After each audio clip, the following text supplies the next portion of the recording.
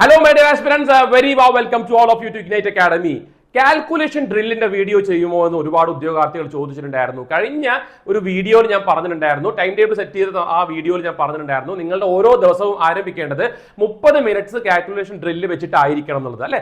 Calculation speed കൂട്ടാൻ ഈ calculation drill വളരെയധികം ഹെൽപ്ഫുൾ ആയിരിക്കും. അതുകൊണ്ടാണ് നിങ്ങളുടെ ഓരോ ദിവസവും ആരംഭിക്കേണ്ടത്, നിങ്ങളുടെ പ്രാക്ടീസ് ആരംഭിക്കേണ്ടത് ഈ 30 മിനിറ്റ്സ് ഡ്രില്ലിലൂടെ ആയിരിക്കണം എന്ന് സാറ് പറഞ്ഞത്. ഈ വീഡിയോയിൽ നമ്മൾ സംസാരിക്കാൻ പോകുന്നത്, ഡിസ്കസ് ചെയ്യാൻ പോകുന്നത് എങ്ങനെ ആയിരിക്കണം നിങ്ങളുടെ routine. So I am going to tell you the routine that you need to follow, not the calculation tricks. ഇവിടെ പറയാൻ പോകുന്നത് കാൽക്കുലേഷൻ ട്രിക്കുകളല്ല, നിങ്ങൾക്ക് അത് ഓൾറെഡി ഒരുപാട് അറിയാമായിരിക്കാം. ഇനി വേണമെങ്കിൽ ഞാനും നിങ്ങൾക്ക് കുറെ കാൽക്കുലേഷൻ ട്രിക്സ് പറഞ്ഞു തരാം, പക്ഷെ അതൊരു മറ്റൊരു വീഡിയോയിലായിരിക്കും എന്ന് മാത്രം. നിങ്ങൾ പറഞ്ഞാൽ മതി നിങ്ങൾക്ക് കാൽക്കുലേഷൻ ട്രിക്ക് ഏതാ വേണ്ടത് എന്നുള്ളത് പറഞ്ഞാൽ സാർ ഉറപ്പായിട്ട് എടുത്തു തരുമ്പോൾ നിങ്ങൾ ശ്രദ്ധിക്കേണ്ട ഒരു കാര്യം, നിങ്ങൾ കൺസിഡർ ചെയ്യേണ്ട ഒരു കാര്യം, എന്റെ മോട്ടിവേഷൻ എന്ന് പറഞ്ഞാൽ നിങ്ങളുടെ ലൈക്കും നിങ്ങൾ ഷെയർ ചെയ്യുന്നതും നിങ്ങളുടെ ഫ്രണ്ട്സിന് ഇത് ഷെയർ ചെയ്ത് കൊടുക്കുന്നതുമാണ്. Please do that. നിങ്ങൾ ഇതുവരെ ചാനൽ സബ്സ്ക്രൈബ് ചെയ്തിട്ടില്ലെങ്കിൽ ഡെഫിനറ്റ് ആയിട്ട് ഇഗ്നൈറ്റിന്റെ ചാനൽ സബ്സ്ക്രൈബ് ചെയ്യണം.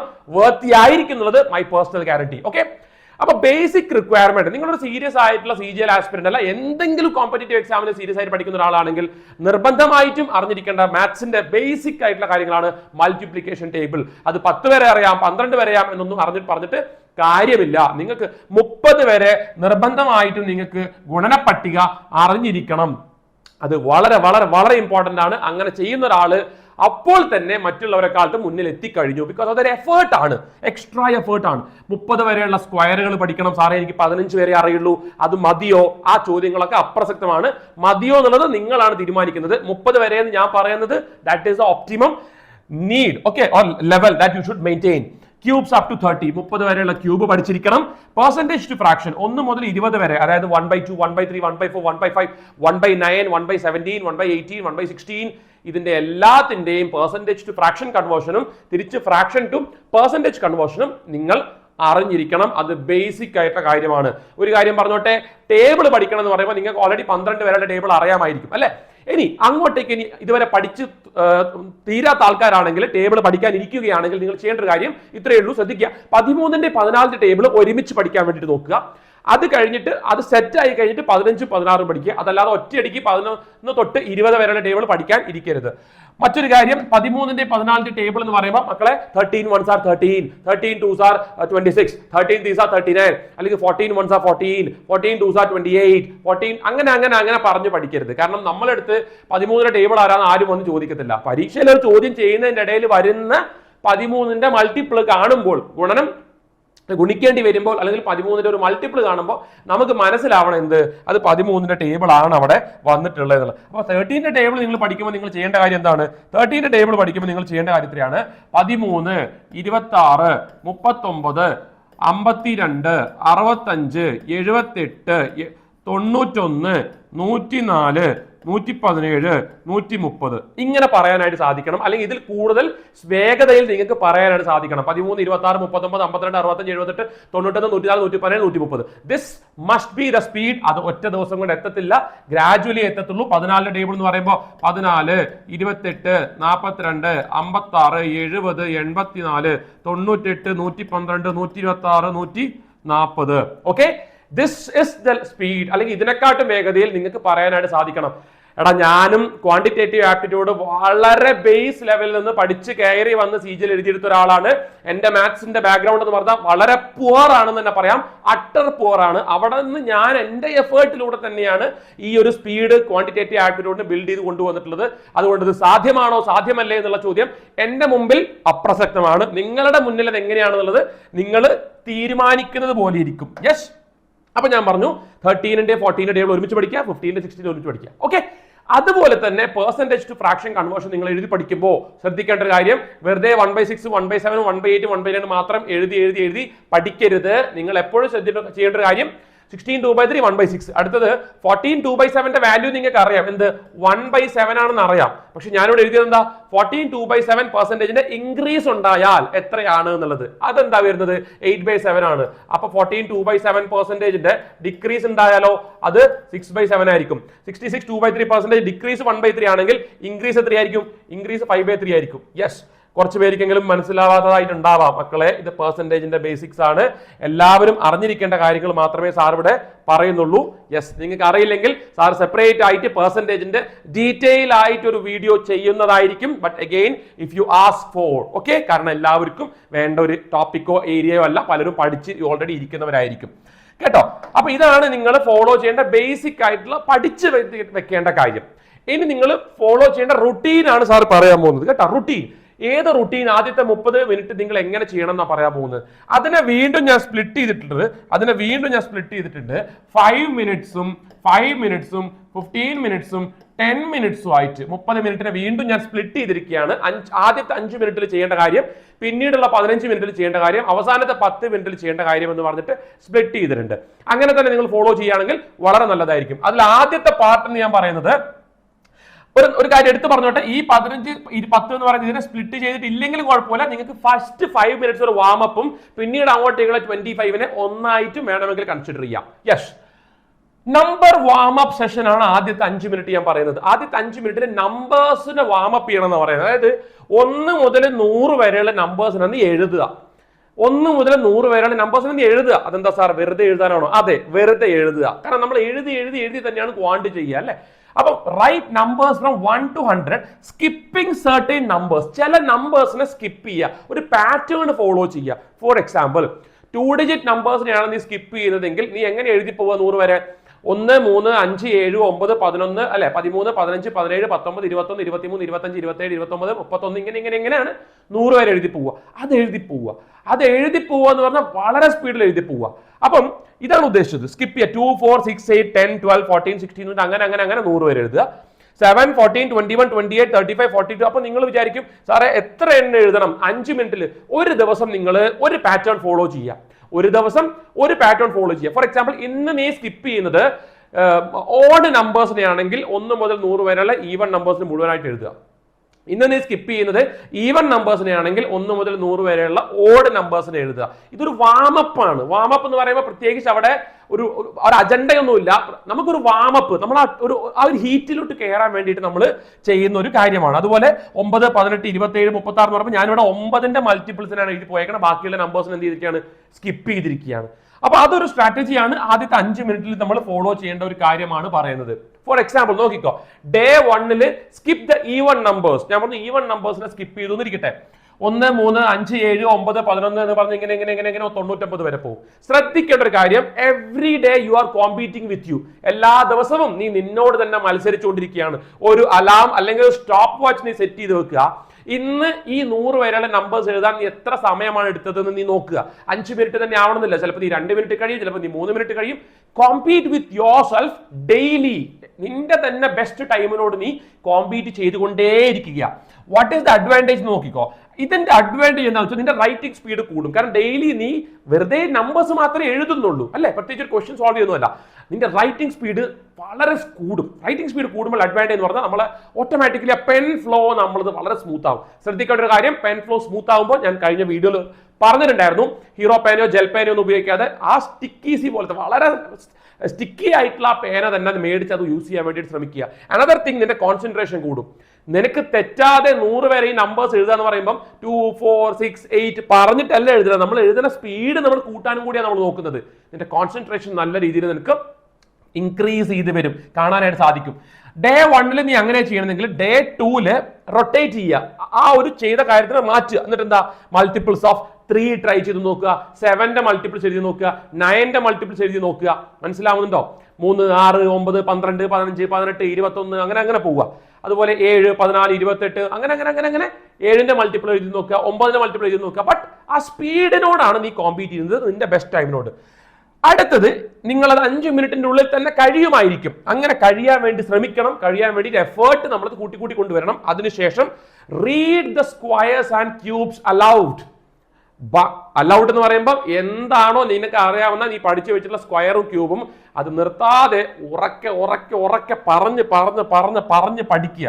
ഇതൊരു ബോണസ് ആണ് 5 മിനിറ്റിന്റെ ഉള്ളിൽ തീർക്കുന്ന ആൾക്കാർക്ക് കേട്ടോ. ഏത് 100 വരെ എഴുതുന്ന കാര്യം. അപ്പൊ 7ന്റെ 49, 343, 9, 81, 729, 8, 64, 512, 11, 121, 131, 6, 36, 216, 12, 144, 178 ഇങ്ങനെ പറയുക.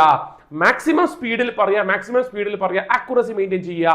ഇനീഷ്യലി ഒക്കെ തെറ്റും, ഇനീഷ്യലി സ്ലോ ആയിരിക്കും നിങ്ങൾ. Gradually you can see that your speed is rapidly and exponentially increasing. മനസ്സിലാവുന്നുണ്ടോ പറയണേ? യെസ്. അടുത്തത് സ്പീഡ് ബിൽഡറിനെ പറ്റിയാ പറഞ്ഞത് കേട്ടോ. സ്പീഡ് ബിൽഡർ സ്പീഡ് എങ്ങനെ നമ്മളത് കൂടും, സ്പീഡ് ബിൽഡ് ചെയ്യാൻ വേണ്ടിയിട്ടുള്ള കാൽക്കുലേഷൻ ആണ് ഡയറക്റ്റ് പറയാൻ പോകുന്നത്. അപ്പൊ നമ്മുടെ ബേസിക് വാമപ്പ് കഴിഞ്ഞു.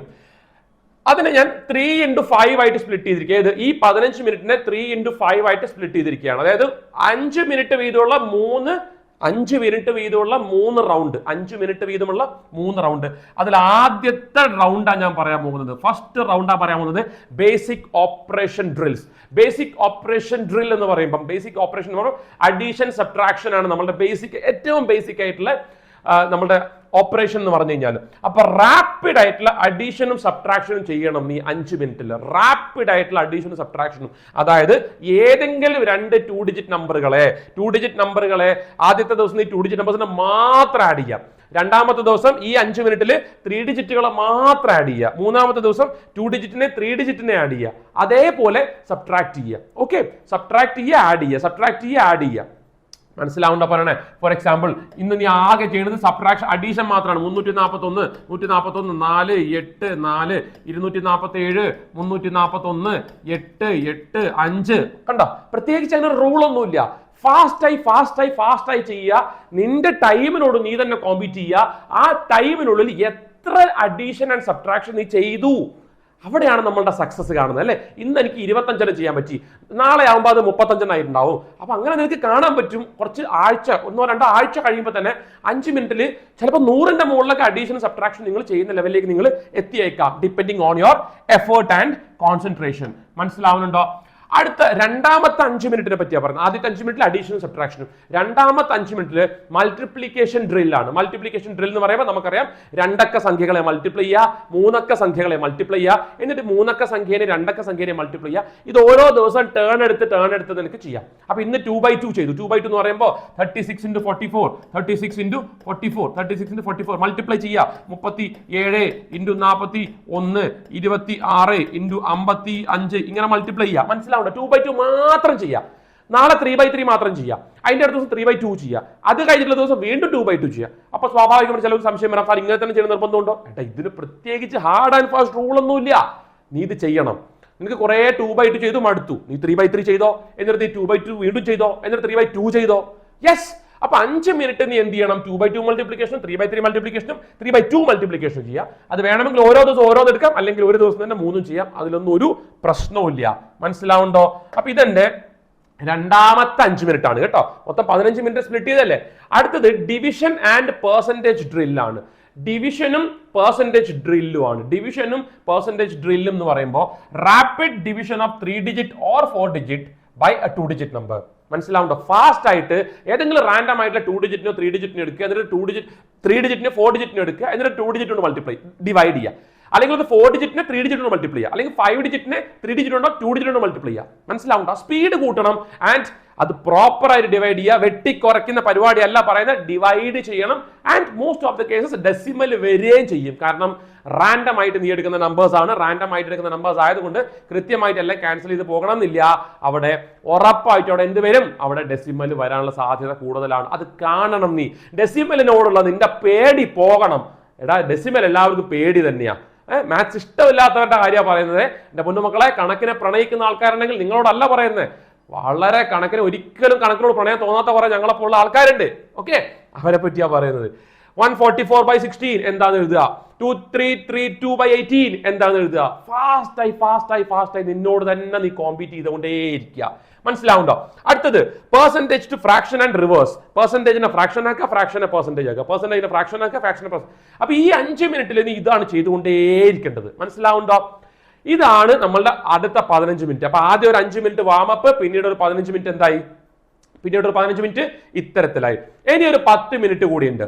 ആ 10 മിനിറ്റ് നിങ്ങൾക്ക് വേണമെങ്കിൽ അരിത്തമെറ്റിക്കലെ ക്വസ്റ്റ്യൻസ് എടുത്തിട്ട് ടൈമർ ഇട്ടിട്ട് തന്നെ നമുക്ക് വേണമെങ്കിൽ ഒന്ന് പ്രാക്ടീസ് ചെയ്ത് നോക്കാം സ്പീഡ് കൂടാൻ വേണ്ടിയിട്ട്.